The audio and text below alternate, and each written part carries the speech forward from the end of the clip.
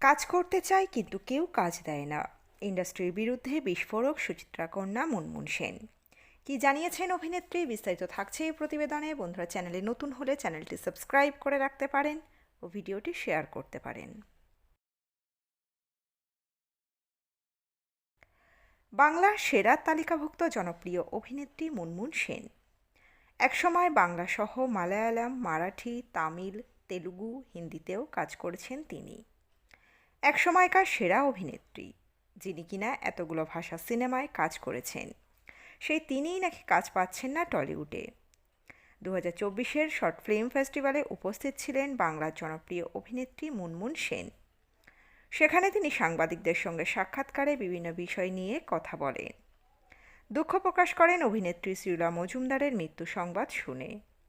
তাদের মধ্যেই ভালো সম্পর্কের কথাও স্বীকার করেন তিনি। জানান, শ্রীলা খুব কষ্ট পেয়ে মারা গিয়েছেন। ঊষা উত্থুপ এবং মিঠুন চক্রবর্তীর পদ্মভূষণ পাওয়ার প্রসঙ্গে মুনমুন সেনকে যখন সাংবাদিকরা প্রশ্ন করেন, তিনি বলেন, আমি খুব খুশি। আমি আজই ঊষাকে অভিনন্দন জানিয়েছি। আর মিঠুনের সঙ্গে তো দেখা হয়নি, তবে আমি খুব খুশি। ঊষা পদ্মভূষণের যোগ্য। সাংবাদিকরা তাকে শ্রীলা মজুমদারের মৃত্যুর ব্যাপারে জিজ্ঞাসা করতেই তিনি বলে ওঠেন, আমি জানি। আমরা একসাথে কাজও করেছি অঞ্জন দত্তের একটি ছোট ছবিতে। তাতে খুব হাসি ঠাট্টা। ও যেরকম গম্ভীর রোল করে, বাস্তব জীবনে ও একদমই আলাদা।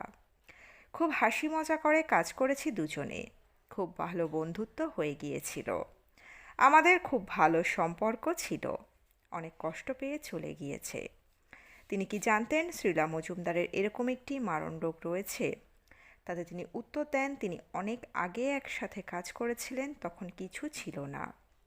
সাংবাদিকরা তাকে বড় পর্দায় কাজ করার ইচ্ছার বিষয়ে জিজ্ঞাসা করতে তিনি জানান, সেরকম অফার আসেনি।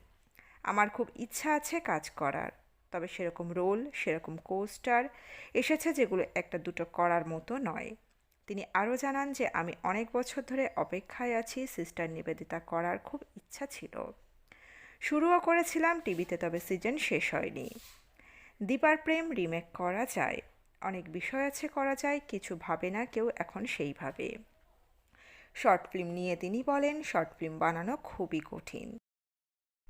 আমি বুলবুল সিরিয়ালের লেখককে খুব মিস করছি। উনি ভালো করে বিষয়টা বলতে পারতেন।